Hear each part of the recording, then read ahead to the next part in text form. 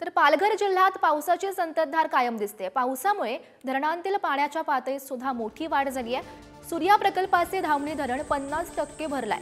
धरणातील पाणी साठ्यात वाढ झाल्याने पालघरकरांना मोठा दिलासा मिळालाय आणि याचाच आढावा घेतलाय आमचे प्रतिनिधी जितेंद्र पाटील यांनी। पाहूयात।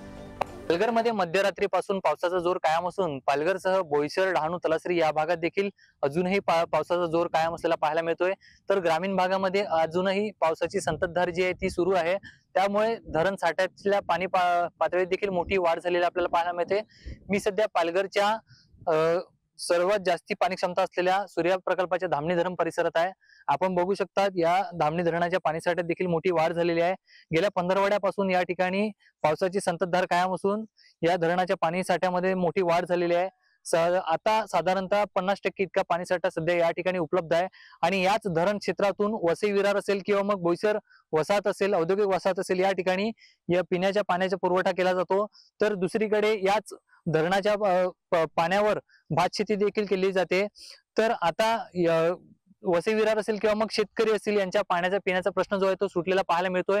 अजूनही ग्रामीण भागामध्ये पावसाची संततधार कायम असून येत्या काही तासांमध्ये पावसाचा जोर जो आहे तो वाढण्याची शक्यता हवामान खात्याकडून वर्तवण्यात आलेली आहे। पुढारी न्यूज साठी जितेंद्र पाटील, पालघर।